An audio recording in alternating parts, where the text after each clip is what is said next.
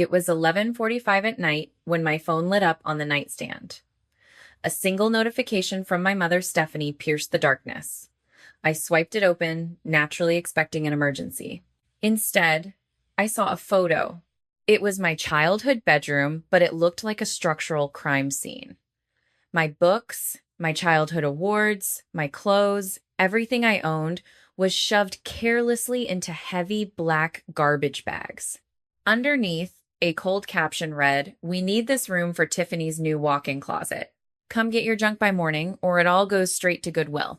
3 seconds later, another flash illuminated the glass. My younger sister had already left a heart on the message, sealing my eviction from the family narrative.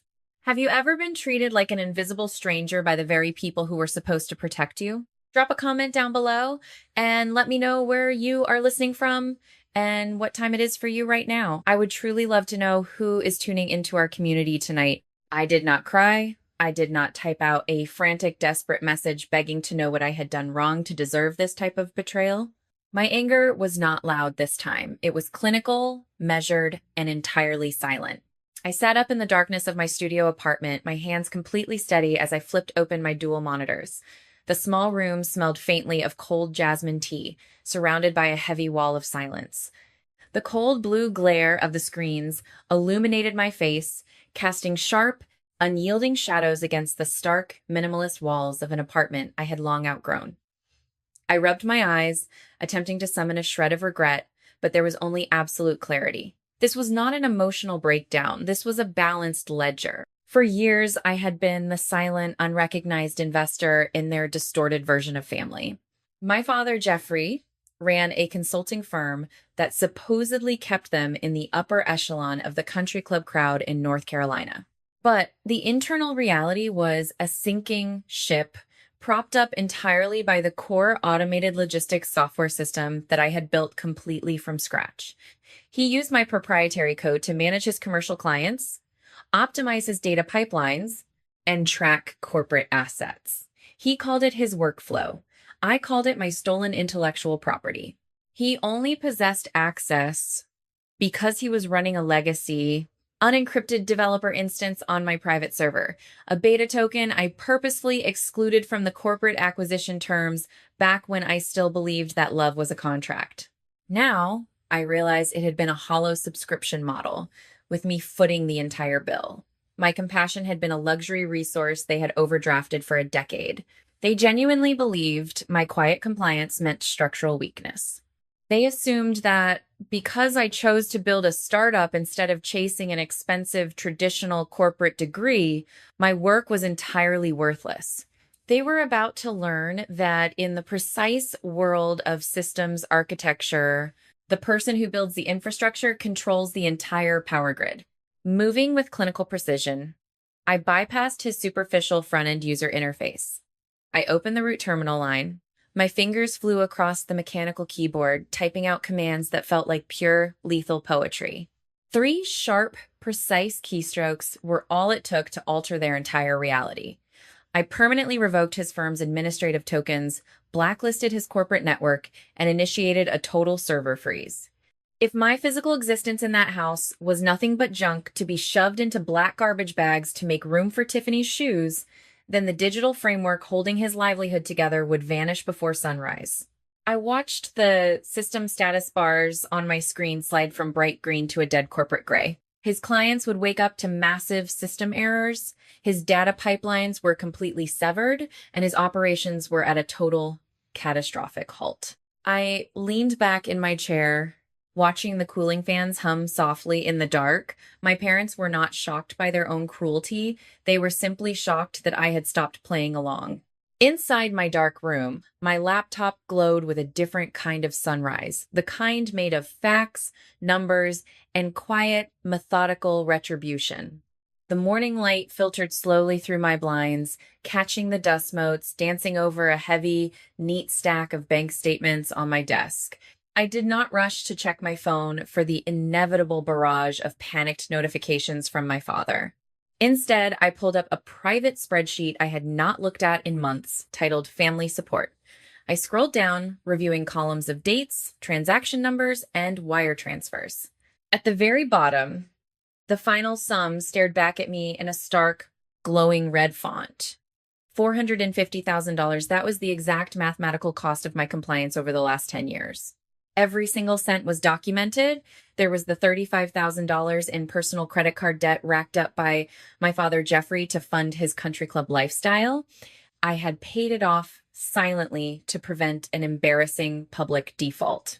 There was the $9,500 catering bill for my younger sister Tiffany's corporate vice president celebration, an event where they forced me to stand near the service entrance while they toasted her genius. They constantly branded me an uneducated dropout lowlife because I left college early to build my tech startup instead of collecting a traditional degree. To them, my lack of a piece of paper made me trash. They had absolutely no idea that my self-taught automation software had been acquired by a global conglomerate 6 months ago for $90 million. They never asked about my career. A brief, bitter memory flashed through my mind, transporting me back to my 22nd birthday. I remember sitting at the kitchen table, expecting a normal family card. Instead, my mother, Stephanie, handed me an unpaid electric bill, her smile dry and transactional, as she told me that true daughters do not look for cheap praise, they keep the lights on. Back then, I took that bill and paid it, because I actually believed her. Looking at the screen now, I finally recognized the psychological mechanism that had kept me trapped for so long. This was the invisible chain of a survivor. When you grow up as the spare part in a family machine designed to worship a golden child, you normalize their emotional cruelty so thoroughly that you begin to believe your very existence is a debt. You start to believe you are taking up space you have not earned. So you pay in silence, you pay in cash, and you pay in dignity, hoping that if the check is big enough, they might finally let you sit at the table. That $450,000 was not family support. It was the structural rent I paid just to buy the right to breathe in a narcissistic household. I had kept their lights on for a decade while I stood completely in the dark, but the lease was officially canceled. They had forgotten a crucial rule of systems operations. If you remove the load-bearing wall, the entire roof comes crashing down. The silence did not last. A system freeze of that magnitude always triggers an immediate reaction from the entities dependent on it. The incoming call from my mother, Stephanie, illuminated the dark room, vibrating aggressively against the wood of my desk. There was no preamble, and there was zero acknowledgement of the black garbage bags, or the fact that they had actively attempted to erase my childhood footprint from the family home. Her voice came through the speaker, sharp, clinical, and dripping with that familiar, icy condescension. She bypassed any form of accountability, launching instantly into a highly calculated gaslighting attack. She told me I was acting like an incredibly selfish child, throwing a dangerous tantrum over a few harmless plastic bags, while my sister Tiffany was managing a massive corporate vice president transition at her public relations firm. As her words poured out of the speaker, my eyes anchored on a physical object near my keyboard. A cracked silver family photo frame sat exactly where an actual apology should have been. The glass was fractured directly across my face, a permanent scar on a superficial memory. I didn't interrupt her. I let the toxicity exhaust itself.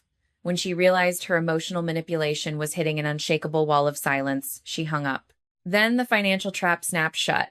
My father, Jeffrey, escalated the hostility via a text message that read like a corporate demand rather than a parental request. He claimed there was a minor clerical glitch with First National Bank, a sudden default notice on their 4-bedroom colonial mansion. He demanded an immediate bridge loan of $100,000 to halt the legal proceedings until his lawyers could sort out the error. When I failed to reply within 10 minutes, he called. His breathing was a wet, frantic, metallic crackle through the cheap phone speaker. He wasn't ashamed that he had thrown my childhood memories into trash bags just a few hours prior. He was furious that his dynamic appliance had stopped functioning. He expected the money. In his mind, it was the natural law of our ecosystem. I pay, they shine. When direct coercion failed, they resorted to public warfare. My mother took to Facebook, weaponizing social status to force me back into financial compliance.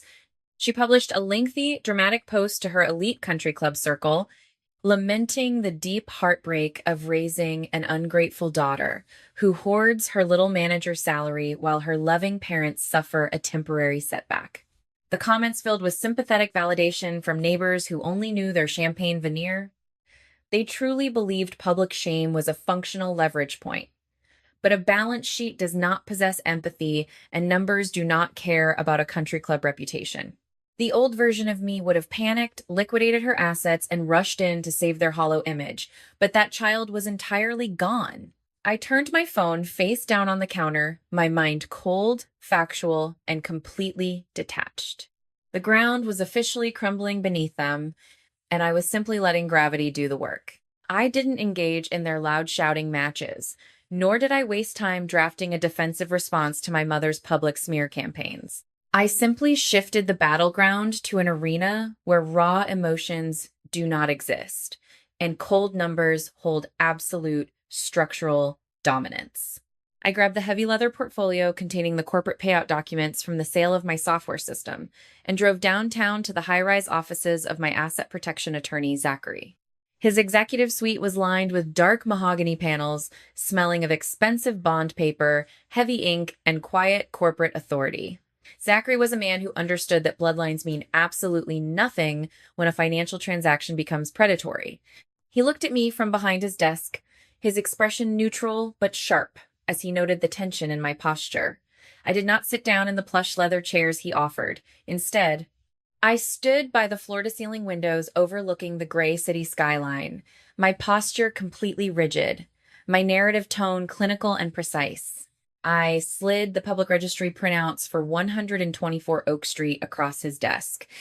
My parents were completely insolvent, living on a highly dangerous financial precipice while simultaneously demanding my hard-earned savings to preserve their superficial country club facade. Zachary ran a systematic audit on the property title, his fingers tapping rhythmically against the keyboard. Within seconds, the operational data materialized on his screen, and the reality was devastatingly clear. Jeffrey and Stephanie had not made a primary mortgage payment in 4 consecutive months, and an official notice of default had already been issued by the underwriting bank. They were precisely 30 days away from an automated public foreclosure auction, yet they were cornering me for a country club bridge loan after I had just bailed them out of their catering debts. I looked at the legal descriptions of the house, a property where I had spent 18 years serving as the invisible architecture to their vanity. The old version of me would have panicked, but that compliant child had been permanently erased the moment they shoved her childhood memories into black trash bags. I looked at Zachary and instructed him to deploy a fraction of my $90 million tech acquisition capital to initiate an immediate, full cash buyout of the distressed mortgage note directly from First National Bank before it could hit the open market. I told him to establish a blind shell company named Phoenix Holdings, keeping my legal name completely hidden from all public registries and corporate filing systems. Zachary nodded, a rare, appreciative smirk touching his face as he realized the absolute precision of my play. He moved rapidly across his terminal line, drafting the legal transfer documents and structuring the capital allocation. By executing a direct cash purchase of the underlying debt, I would effectively become their corporate lender, holding the primary lien and the absolute legal authority to enforce compliance or foreclose on the asset entirely. They believed they were cutting me off from a family dynamic, completely blind to the fact that I was actively closing the deal. I wasn't their daughter anymore. I was their creditor, and payment was due in full. Winter had settled into the city, but inside me, a cold determination was burning. Everything had stayed silent for days, a heavy, silent gridlock between my childhood home and my studio apartment. But the stagnation shattered when Zachary called me back into his office less than 24 hours before the scheduled family meeting. The mahogany room was dead silent, save for the rhythmic clicking of his mouse. His expression was completely grave as he turned the high-resolution monitor toward me, pointing to an encrypted line item deep within the bank's secondary lien registries. He pulled up a digital scan of a high-interest predatory loan document taken out exactly 3 years ago. I leaned closer to the screen, my eyes tracing the lines of corporate text until they hit the bottom of the ledger. There, stamped in black ink, was my name. And next to it, a signature. It was a flawless imitation of my handwriting, written with sharp, confident strokes.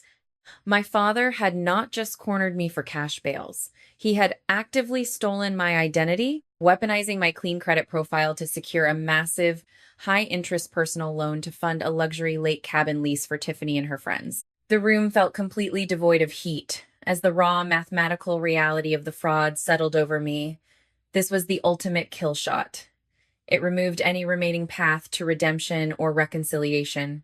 Up until this exact moment, I had viewed their cruelty as a bad corporate partnership, an uneven subscription model where I foolishly footed the bill for their validation. But this forgery stripped away the last shred of familial illusion. They weren't just ungrateful, status-chasing narcissists living a champagne life on a beer budget. They were financial predators, criminals, who had actively compromised my legal and economic sovereignty while labeling me an uneducated failure to my face. Zachary looked at me, his pen hovering over his legal pad, waiting for the loud emotional breakdown that most clients exhibit when facing total familial betrayal. But my reaction was entirely clinical. My heart rate didn't even spike. There was no anger left in me, only the cold, unyielding resolve of a strategist about to close the final loop. This wasn't a family dispute anymore, it was a forensic ledger. I quietly analyzed the digital document and saw a data point that solidified my entire legal position. Jeffrey had leveraged my identity to insulate his own vanity, completely unaware that his fraud had just handed me the absolute leverage required to dismantle his entire system. I looked at Zachary and told him to add the forged loan note to the Phoenix Holdings acquisition portfolio immediately.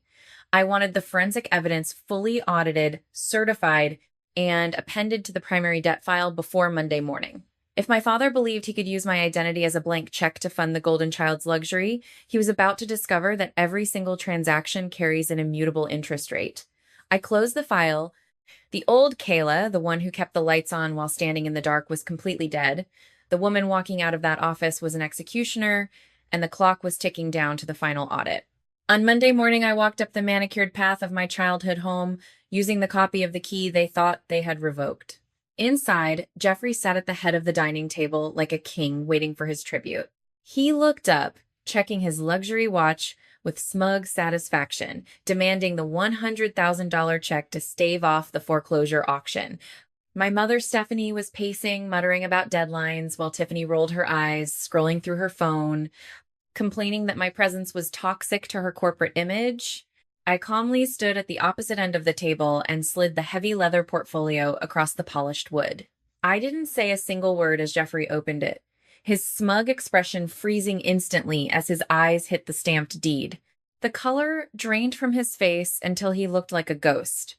I leaned in, my voice calm, factual, and completely lethal.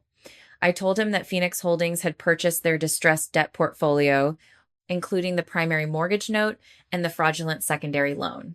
With the primary mortgage note and undeniable forensic evidence of his bank fraud in my hands, I gave him an ultimatum. Sign over the deed to the house immediately to satisfy the debt and vacate within 21 days, or I hand this forgery file directly to the FBI. The sudden vacuum of silence in that room was absolute. Watching their carefully constructed world shatter in real time made me realize a profound sociological truth about the illusion of power in an empty wallet. When people build their entire identity on the external concept of having, rather than the internal reality of being, they fall into a dangerous psychological trap. My family's arrogant behavior, their constant need to call me trash and push me to the margins, was never about my lack of a degree. It was an artificial defense mechanism designed to mask their own deep insolvency and powerlessness. They hated me because my quiet financial security was a constant living reminder of their own structural failure. The exact moment their artificial credit veneer was stripped away, their delusional authority collapsed into dust. They weren't titans of industry. They were just three insecure people running a champagne lifestyle on a stolen budget. I tossed my old house keys onto the entryway table, where they landed with a heavy clatter, and walked out the front door without looking back.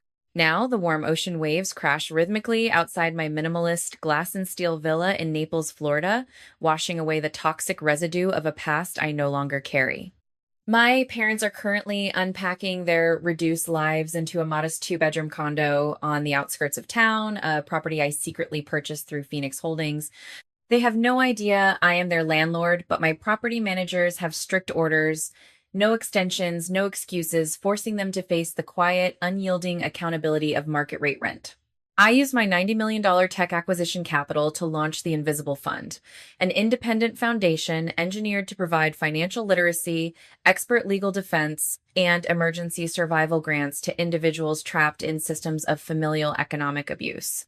I've come to realize that true emotional sovereignty means understanding that love cannot be bought from people who are fundamentally committed to treating you like an appliance. If you find yourself in a similar situation, trapped by the crushing weight of guilt or conditional blood loyalty, remember that you do not owe anyone your future just because they claim a right to your past. Forgiveness isn't always about repairing a broken relationship with the other person. Sometimes it is the only way to set yourself free and claim your absolute independence. If you believe that respect should be the true currency of a family, not blood or money, hit that like button, subscribe, and share this blueprint with someone who is currently building their own exit strategy. Let us know in the comments. Would you have evicted them or given them one last chance?